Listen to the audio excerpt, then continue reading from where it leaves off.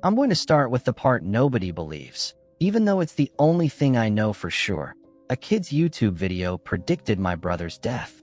If you're watching, tell me what you think this thing was, because I still can't explain it without sounding insane. That kid described exactly how my brother died before it happened, and the video vanished the moment I tried to show anyone. I've told versions of this story before, tucked between the stranger cases I've posted online, but none of those came close to this. Those were puzzles, things you could laugh off if you wanted. This wasn't. This started on an ordinary night when I was scrolling through recommended videos, clicking whatever looked distracting. Nothing about what I clicked seemed dangerous. Just a harmless cartoon from a channel I'd never seen. It didn't even have a proper thumbnail, just a shaky drawing of a stick figure. The title was something like Tomorrow's Story, which I assumed was just some kid's attempt at mysterious branding. I clicked without thinking. The video began with a child's voice describing a place I recognized instantly, even though he never said the name. It was the trail behind my house, where my brother and I played. But that wasn't what froze me. It was the way the kid described the weather, the bend in the path where trees leaned inward. Details no random child should know. I remember leaning closer to the screen, half creeped out, realizing I'd fallen for a cheap scare. I didn't know then that I wasn't supposed to find that video at all, or that it would disappear once I clicked away that night. I replayed it twice, trying to figure out why it felt so wrong, but nothing obvious stood out. Just that strange voice talking about a place that belonged to me and my brother like some shared secret. I should have closed the tab right then. Instead, I kept watching, expecting some childish twist. But the twist was that there wasn't one. Not until later, when it was already too late anyway. And before you ask, no, I can't show you the video. It's gone. Deleted, wiped, erased, whatever word you want. I checked my history, my cache, everything. There's no trace. If someone out there has seen anything like it, I need you to say something. Because to explain what happened, I have to go back to when the channel first appeared. It didn't start the way you might think at all. I first stumbled onto the channel the same way everyone finds the worst things online, by accident. I wasn't hunting for anything creepy that night. I was sitting on the couch in our living room, half listening to my parents argue about whether the Wi-Fi bill had gone up again, half scrolling through what YouTube recommended for reasons I'll never understand. My algorithm thought I needed more kids' storytime animations, which already told me my account was cursed. I clicked on the channel out of boredom. No banner, no profile picture, nothing that looked like an actual person had made it. The videos were all short, maybe 2 or 3 minutes each, mostly thumbnails showing crayon drawings or shaky stick figures. But what stuck out immediately were the view counts. 13 views, 9 views, 17 views. Barely anything. And the upload times were even stranger. Every single video dropped at exactly 2:11 a.m., like the kid had set some ritualistic alarm. I remember calling out to my brother, Eli, who was in his room pretending to do homework. Dude, this channel is weird as hell. Who uploads every night at 2:11 a.m.? He shouted back something like, bots probably, which was exactly the kind of answer a 15-year-old gives when he hasn't actually heard the question. The more I looked through the channel, the more unsettled I felt, though I couldn't explain why at the time. Each title was something generic. Tomorrow's lesson, what happens next, the new day, stuff you'd scroll past 1,000 times. But the descriptions were blank.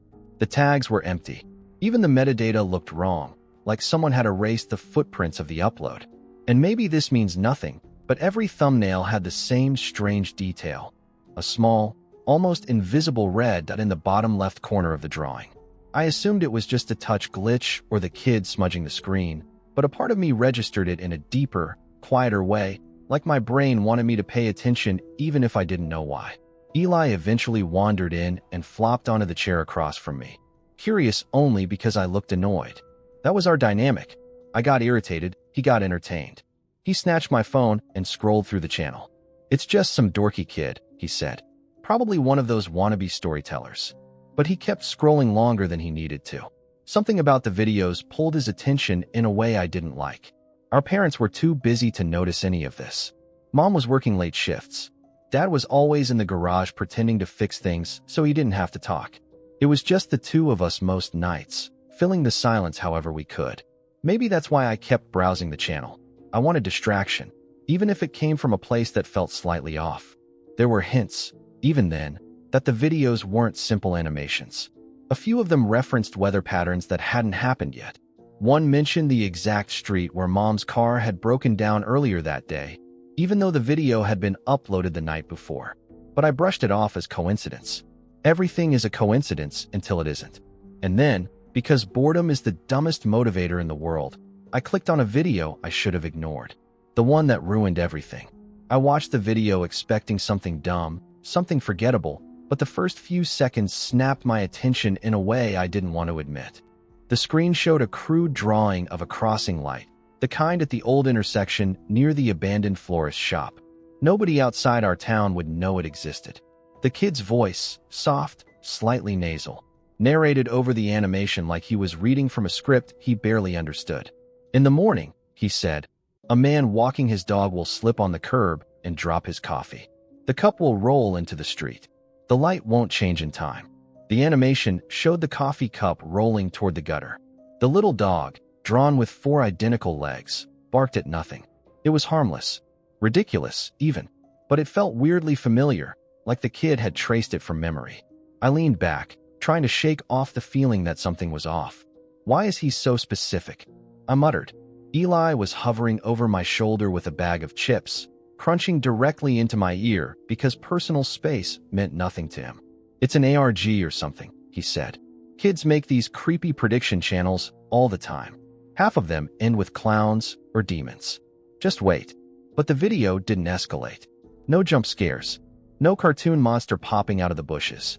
Just a spilled coffee, a startled dog, and the crossing light flickering from green to yellow too quickly. The kid ended the video with a monotone, "Tomorrow is important," before the audio glitched. Not a buffering glitch, more like his voice warped, stretched thin, then snapped back to normal. Eli laughed. See? Effects. Budget horror stuff. I wanted to agree, but something about that distortion unsettled me. It wasn't stylized. It wasn't trying to scare me. It sounded like a real malfunction, like the kid's voice had bent in a direction sound wasn't supposed to move. We forgot about it until later that afternoon, when we were driving past the old florist corner on the way to get groceries. Dad wasn't paying attention. He never did when he was lecturing us about seatbelts, and all 3 of us saw it happen. A man walking his dog slipped on the curb. His coffee flew out of his hand, arcing through the air exactly the way the animation had shown. The cup bounced, rolled across the pavement, hit the gutter, and spun in a slow, pathetic circle before stopping. The dog barked at nothing. The crossing light flickered from green to yellow too quickly. Nobody got hurt. The man laughed it off. The dog shook itself. Dad didn't even notice anything strange. But my stomach dropped. I glanced at Eli, and he looked right back at me, suddenly pale. "That's weird," he whispered. Like, really weird. I tried to convince myself it was coincidence, the kind you can explain away if you squint hard enough. But deep down, something cold settled in my chest. That tiny event, stupid, harmless, forgettable, matched the video down to the smallest detail. I kept replaying the moment in my head, convinced there had been some clue, some tiny sign that would have proved the video wasn't coincidence at all today. And it was only the start. I should have taken that as a warning. Eli didn't admit it at first, but the channel fascinated him. I'd catch him watching the videos late at night, the glow from his phone leaking through the crack under his door. At first, I thought he was just doing that teenager thing where he copies whatever I pay attention to, but it quickly became obvious it was something else. He'd watch the same 2-minute clips over and over, expression blank, almost hypnotized. One night, I knocked and let myself in without waiting, because that's what older siblings do when they're nosy and half-concerned. He was lying on his stomach, chin propped up on his fists. The video paused on a frame of a crudely drawn bicycle. Nothing scary, nothing strange, just a kid's sketch. "You good?" I asked. He shrugged, not looking away. He posted again. The kid, the channel guy. I rolled my eyes. They're all unlisted. He can't be posting that often. That's when Eli finally glanced at me, confused. They update even when they're unlisted. Don't you see them? I didn't know what he meant. When I checked the channel on my phone, it showed the same number of uploads as always. No new thumbnails. No new timestamps. Nothing. But Eli insisted he saw videos pop up at the same time every night. 2:11 a.m., always 2:11, like the channel had a single heartbeat. It reminded me of another case I'd covered months ago about a forum account that posted in real time from a location that didn't exist. Back then, I'd laughed and chalked it up to a bored troll with too much time. Now, watching Eli study those shaky drawings like they were sacred texts, I didn't feel like laughing. He started having nightmares around that time. I'd hear him thrashing, muttering, sometimes calling out words I couldn't make out. When I asked him about it the next morning, he downplayed everything the way kids do when they don't want adults hovering. But once, when he was too tired to fake confidence, he said quietly, "I think he knows me." "Who?" "The kid." Eli nodded. "He's not talking to me. He's talking about me." The way he said it sent a chill through me. I tried brushing it off, making a joke about him being the center of the universe like always, and he managed a small smile, but it didn't reach his eyes. Something was eating at him. Something I couldn't see. Still, we had our normal moments, arguing about cereal, fighting over the TV, laughing at Dad's terrible jokes. Those slices of normalcy made the strange parts feel even worse, like there were two versions of my brother, and only one of them was slipping away. Then, the next morning, I checked the channel again. This time, something new was there, something impossible. A thumbnail that didn't exist the night before. A drawing I recognized instantly. Eli's bedroom window. I noticed the new video before Eli did. The thumbnail was a messy crayon sketch of a rectangle with two squares inside it. Nothing unusual at first glance, but something about the proportions bothered me. When I clicked it open, the breath left my chest. The animation showed a crudely drawn bedroom, the walls colored in uneven streaks of blue. A single window sat on the left wall. A bookshelf leaned slightly to the right, and on the far side of the room was a narrow bed with one leg shorter than the others, so it tilted inward. It was Eli's room. Not vaguely like it. Not reminiscent. It was a perfect, ugly little cartoon version of the space I walked past every morning. The same torn poster half peeling from the wall. The same mismatched curtains Mom had been meaning to replace. Even the same dent in the dresser from when Eli had dropped his skateboard last year. My heart pounded so hard I could hear it in my ears. This wasn't a coincidence anymore. This was targeted. The childish art style made everything worse. The lines quivered like the kid had drawn them with a shaking hand, and the colors bled past the edges as if someone couldn't quite stay inside the lines. It should have been laughable, but it felt like a threat disguised as a doodle. I called Eli into the room, my voice sharper than I meant. He shuffled in, confused and sleep-puffy, rubbing his eyes. When he saw the screen, he froze. "Did you film my room?" he asked quietly. "No," I said immediately. "Did you?" He recoiled like I'd slapped him. "Why would I? That's creepy." We stood there staring at the screen as the cartoon version of his room flickered. The audio started with a soft humming, the same pitch the channel always used, like the kid was warming up before speaking. Then came the voice, thin, scratchy, too close to the microphone. "He sleeps here," the kid said. Eli stepped back. The animation cut to a close-up of the bed. A little stick figure person lay under the covers. Something scratched at the window, invisible except for a jagged motion in the corner of the frame. I scrolled down to the comments, desperate for some explanation. There were 3 comments, all from different accounts, all posted within the same minute. "Did you see it? He's back in the window. Watch at 0:17 before it disappears." I clicked to refresh the page. The comments were gone, completely wiped. "Is this a prank?" I asked, more to myself than to Eli. He hugged his arms around his chest. "I don't think so." We watched in silence as the video played on. The stick figure in the bed tossed and turned. The window shook again. Then the kid's voice returned, warping on the last word like someone had stretched the sound. "Eli," he said. "My brother's name. Clear. Direct. Unmistakable." Eli stumbled backward until he hit the wall. "Turn it off," he whispered. "Please, turn it off." I exited the video so fast I almost dropped my phone. My hands were shaking. There was no way a random kid animator could know Eli's name, let alone the exact layout of his room. I wish I could tell you that was the worst part, that hearing his name in that warped, childish voice was the peak of it. But there was another video waiting for us, one that made this one look harmless. The prediction wasn't symbolic this time. It showed something I still struggle to describe without feeling sick. The channel had always hinted at danger through metaphor, through symbols twisted just enough to make you doubt yourself. But this next upload abandoned any pretense of subtlety. It wasn't a warning. It was a statement, like the kid behind the screen was no longer predicting something about Eli, but documenting it, as if it had already begun. I didn't want to watch the next upload. I really didn't. But the thumbnail was impossible to ignore. The same shaky crayon lines as always, but this time the drawing showed a long, uneven staircase leading into darkness. The title was just a single word, scrawled so messily you couldn't tell if it said down or done. My stomach twisted even before I clicked. The video opened on a stick figure wearing a red hoodie. Eli's hoodie, the exact shade, even though it never looked the same in photos. The figure stood at the edge of what looked like an unfinished building. Concrete columns, exposed rebar, a stairwell with no railing. I'd driven past that abandoned construction site every day on my way to school. A real place. A dangerous one. The animation zoomed in on the hoodie's sleeves. They were too long, covering the hands completely. Eli always stretched his sleeves like that when he was nervous.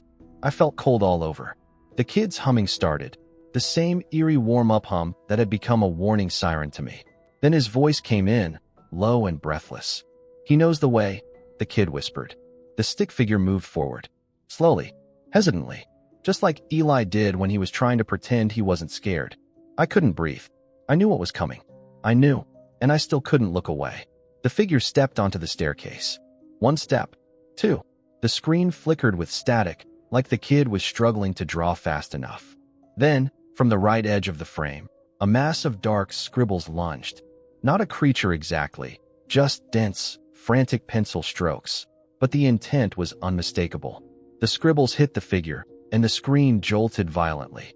For a split second, the animation showed the stick figure twisted on the broken concrete floor, limbs at impossible angles. I slammed my laptop shut so hard it rattled. I didn't tell Eli about the video at first. I wanted to pretend it didn't exist. I wanted to burn the laptop and salt the ashes. But when he came into the kitchen that afternoon, wearing the same red hoodie as the animation, I nearly screamed. "I'm heading out," he said casually, adjusting his sleeves. "Meeting the guys." "Where?" It came out strangled. He hesitated. "Where?" It came out strangled. He hesitated. "The old site. They said it's finally open to explore." I stepped in front of the door. "You're not going." His face tightened. "Why?" I opened my mouth. Closed it. My pulse thundered in my throat. "Why won't you believe me?" I finally choked out. "Please, Eli. Just don't go today." He folded his arms defensively. "Believe what? That some creepy YouTube channel is predicting things about me? You won't even tell me what was in the video." He wasn't accusing me. He was scared, and that made it worse. "I can't tell you," I said. "Not yet." His expression darkened. "Because you know I'd call you insane." I didn't answer. He grabbed the doorknob. "Look," he said, voice trembling with frustration. "Nobody makes videos like that unless they filmed it already. It's fake. A prank. Something someone made to mess with us." I wish he'd been right. God, I wish he'd been right. "There's something else," I whispered, barely audible. "The timestamps. They're wrong." He frowned. "What do you mean?" "The upload time. It said the video was posted tomorrow." He stared at me like I was speaking a different language. "What? Tomorrow?" I repeated. "The channel posts things that haven't happened yet." For a moment, just a moment, I saw doubt crack through his face. Like he almost believed me. Then he shook his head. "I'm not living my life around some stupid videos." He pushed past me. The sun outside was bright, almost painfully so. Birds were singing. Kids were riding scooters down the street. It should have been a normal, harmless afternoon. But every color looked washed out. Every shadow felt too long. The world felt like it had already decided something terrible, and I was just the last one to know. I watched Eli walk down the driveway, hoodie sleeves fluttering as he pulled out his phone. The same posture, the same angle of his head, the same little stumble over the curb. I ran after him. I really did. But I couldn't stop him. I didn't make it in time. I don't think anyone could have. The construction site loomed behind the row of warehouses, sun-bleached and half-swallowed by weeds. It always looked abandoned, but that afternoon it felt expectant, like it had been waiting for us. I spotted Eli's red hoodie from the street. He was already inside the chain-link fence, ducking through a section that hung loose where kids had torn it open months back. He was texting someone, Probably the friends who were definitely on their way, which meant they wouldn't show up for another hour. "Eli," I shouted, but the wind swallowed my voice. By the time I reached the fence, he was climbing the concrete steps, the same ones from the animation, unfinished, uneven, open on one side like a mouth begging for someone to fall in. My brain kept screaming this isn't happening, but my feet kept moving anyway. He reached the third step just as I made it to the entryway. And then, because reality has a sixth sense of timing, he turned around to smile at me. A teasing little smirk. The kind he used whenever he thought I was being dramatic. And then everything went exactly the way I already knew it would. A chunk of the concrete edge snapped under his weight. I heard it, a crack sharp enough to slice the air open. His foot slipped. His arms pinwheeled, grabbing nothing, and his sleeve, his stupid too-long sleeve, flashed red against the gray. I don't remember running. I don't remember the sound I made. I don't remember falling to my knees beside him. I just remember the shape he was in, and the way the world narrowed to a single, nauseating point. People talk about shock like it numbs you, like you drift or detach. I didn't drift. I didn't detach. I felt everything, too much, in fact. Every heartbeat like a hammer blow. Every breath like inhaling broken glass. I kept telling myself he'd move. He'd look up. He'd tell me to chill out. He didn't. The paramedics arrived fast, but not fast enough. They moved with that grim efficiency people only have when they've already accepted the outcome. I wanted to hit them for it. Or maybe I just wanted someone to hit me back, so I could feel something besides the hollow terror expanding behind my ribs. The police asked questions. Witnesses murmured. Someone covered Eli with a sheet. I couldn't stop staring at the sheet's outline. Like if I stared hard enough he'd sit up and say the whole thing was staged for a prank video. I don't remember walking home. Apparently someone offered me a ride. I must have nodded, or maybe I didn't, and they drove me anyway. My brain was swimming in slow-motion glue. When I finally stepped into my room, the silence wrapped around me like a wet blanket. My laptop sat exactly where I'd left it, half open on my desk like it had been waiting for the verdict. I told myself not to look. I told myself I didn't need to see it again. I told myself it wouldn't change anything. But guilt makes you do stupid things, and so does horror. The channel had uploaded again. The thumbnail was different, just static this time, gray and buzzing. The title read, "Output Fixed." Not a normal phrase. Not even in the weird, off-tempo vocabulary the kid usually used. My hand shook as I clicked. The video had changed. Not a lot. Not obviously. Not enough for anyone else to notice. But I did. The hoodie in the animation no longer had the little tear in the left sleeve that Eli had sewn badly last month. Now it was intact, just like his real hoodie, the one he'd worn today. The stumble before the fall. It was smoother now, matched the real one perfectly. The concrete fragment that broke, the shape was slightly different, like someone had redrawn it to match the real chunk lying beside his body. I scrubbed through the video. My stomach rolled. Every detail had been updated, as if the channel had been syncing itself. I laughed, just a sharp, ugly sound that didn't feel like it belonged to me. Cynical humor's always been my go-to when things get bad. But this wasn't humor. This was panic wearing a cheap mask.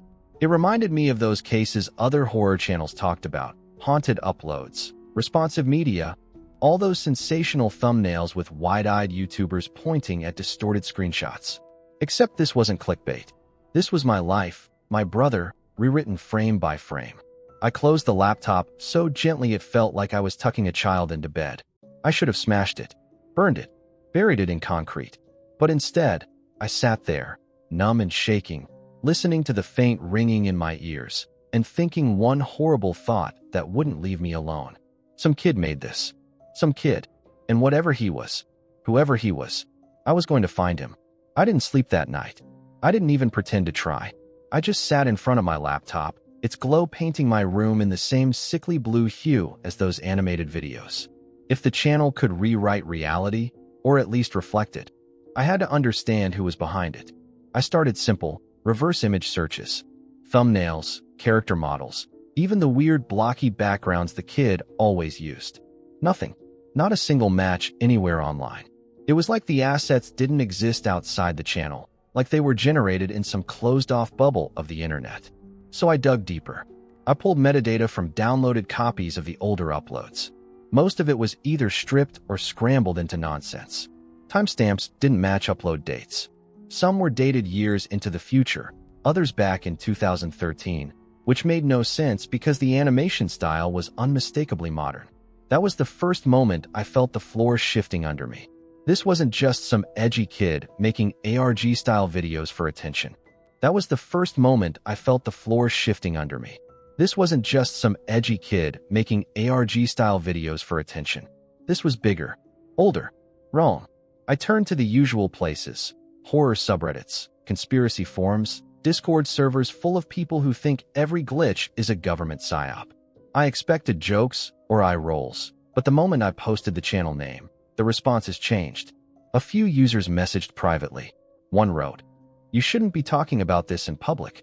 Another, "If you found it, it already noticed you." And the worst one, "Get out before it starts mirroring you too." I tried asking what that meant. Nobody answered.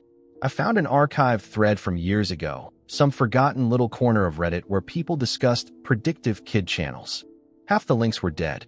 Screenshots were corrupted, showing only fuzzy shapes and strings of repeating characters. But one user had posted something that made my chest tighten. The animations match old cases. Same style, same kid. I tracked down their profile. Inactive for 7 years.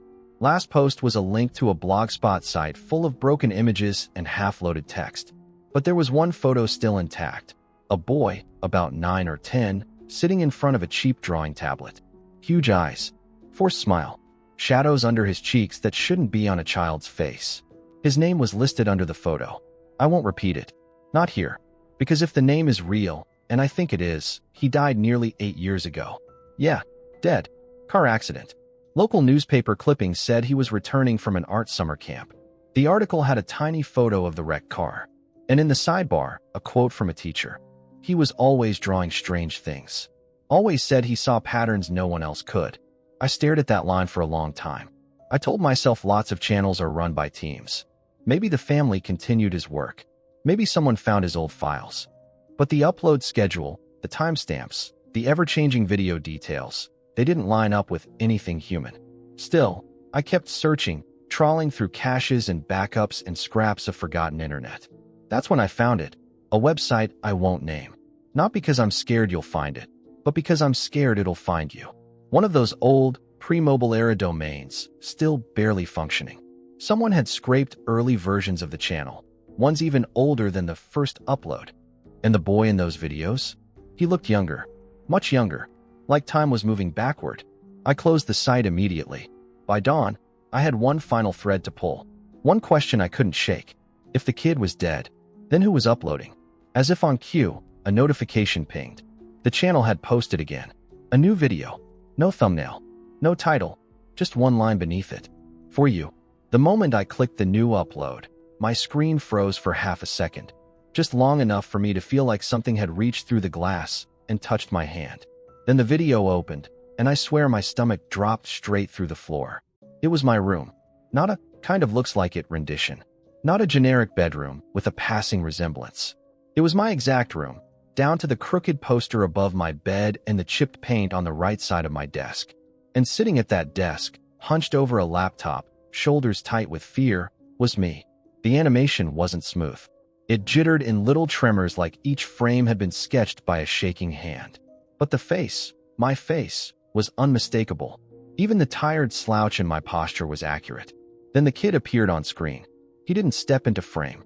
He just faded in behind my animated double, like he'd been standing there all along. His eyes were bigger than in past videos, too wide, too bright, like someone had stretched them open. He raised one hand and pointed at the animated me. Then his mouth opened, and the voice that came out wasn't a child's. It was layered, like multiple recordings stacked imperfectly on top of each other. Your story ends where Eli's began. I felt every hair on my arms lift. My real laptop fan kicked on, loud enough to drown out the next seconds of audio, but the captions auto-generated instantly, as if the platform itself wanted me to see. I see you watching. I see you writing this. You are next. My throat tightened. I tried pausing the video, but the controls wouldn't respond. I slammed the escape key. Nothing. The video kept playing, and the animated me turned toward the screen, toward me, with a slow, unnatural twist of the neck. The kid stepped closer behind him.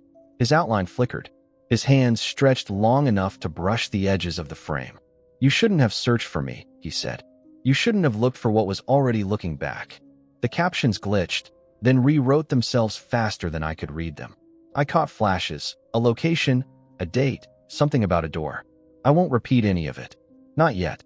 The animated version of me stood up. The kid's face split into a grin that was far too wide.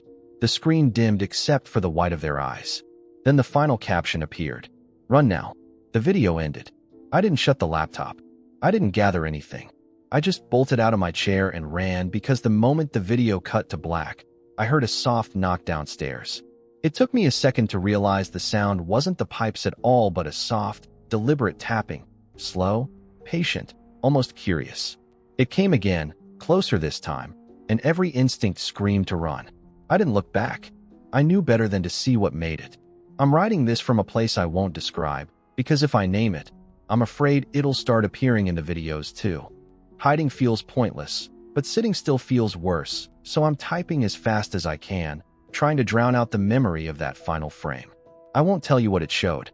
You don't want those shapes in your mind, trust me. It was Eli's fault all over again, except this time it wasn't an accident and it wasn't a prediction in abstract symbols. It was me, unmistakably me, rendered with the kind of accuracy only someone watching through a window could achieve. I keep replaying the moment I ran from my room. My feet pounded down the hallway while the echo of that voice, if you can even call it a voice, unspooled in my head like a broken reel. The animation had paused on my face at the moment of impact. I didn't know a cartoon could look terrified. I didn't know a cartoon could look back at me. I don't even know why I'm posting this. Maybe it's instinct. Maybe it's habit after everything that happened in my last story. The one some of you joked was obviously fake because the timestamps lined up too neatly. Well, joke about this if you want. Comment your theories. Pick apart the details. Tell me I'm sleep-deprived or schizophrenic or fishing for views. At least then someone will acknowledge I existed for a little longer. The truth is, documenting this feels like the only control I have left. If the videos are rewriting themselves, maybe this post anchors the reality I actually lived. Or maybe I'm feeding the thing exactly what it wants. Attention. Data. A map of my thoughts. I can hear you already. OP, don't encourage it. OP, stop giving it information. And yeah, maybe you're right. But silence didn't save Eli. Here's the part one can't shake. The final frame wasn't still. It looked still, but the background flickered with tiny movements, as if something behind me was adjusting the lighting, waiting for me to match the pose shown in the animation. It even included the hoodie I threw on while running out of the house, a detail I'd never shown online. That shouldn't be possible. That shouldn't be anywhere except where I am right now. I keep checking the timestamp on my phone. The kid always uploaded at 2:11 a.m., a weirdly specific minute. Eli joked once that it felt like an appointment time. Tonight, the video says my appointment is the same. I don't know how the channel decides who gets chosen. I don't know if it's random, or proximity, or some obscure rule tied to views. Maybe just watching makes you eligible. Maybe commenting does too. Maybe reading this already puts you on whatever list it manages. I'm calm now, which scares me more than the panic earlier. Calm feels like resignation, and I'm fighting hard not to sink into that. The room is quiet except for the occasional creak of settling wood and the scratch of my fingers on the keyboard. Every few seconds, I glance at the dark window, half expecting a reflection that isn't mine to blink back. I keep thinking about Eli's grin the day before he died. I keep thinking about how innocence makes you overlook danger until it wraps both hands around your throat. I keep thinking about the way the animation showed my final expression, like it wanted to study the exact moment my fear crystallized. It's 2:07 a.m. as I finish this. The prediction says I die at 2:11. If the channel uploads again, don't watch it.